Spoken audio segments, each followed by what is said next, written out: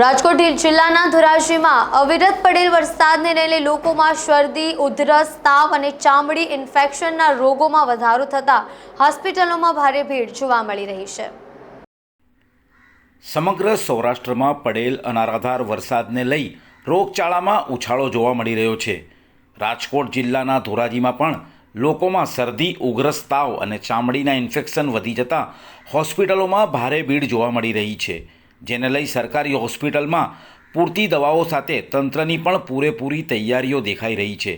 Government હોસ્પિટલના અધિક્ષક doctor હેમલતાએ જણાવ્યું હતું કે હાલ ચોમાસાની ઋતુ દરમિયાન પાણીજન્ય રોગોમાં ઉછાળો થયો છે। થોડી સાવચેતી રાખવાથી રોગોને ટાળી શકાય છે। ધોરાજીથી વિપુલ ખામેચાની રિપોર્ટ। ડૉક્ટર તલવેલકર અત્યારે હાલ ધોરાજીનો સુપ્રિન્ટેન્ડન્ટ તરીકે ફરજ બજાવું છું।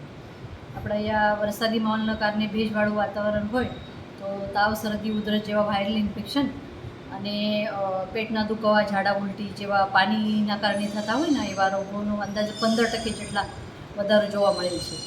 ઉપરાંત ચામડીના રોગો પણ વધારે જોવા મળે છે। આ બધાની દવા આપણા હોસ્પિટલમાં ઉપલબ્ધ છે।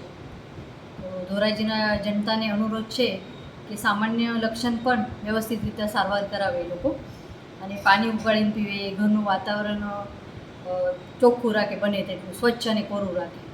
બેન, ડેન્ગ્યુના કોઈ કેસ, મેલેરિયાના કેસ આવે છે? ગયા મહિનામાં પણ નથી, આ મહિનામાં પણ નથી, કોઈ પોઝિટિવ કેસ નથી આપણા। બેન, આ લક્ષણો શેના હિસાબે થાય છે?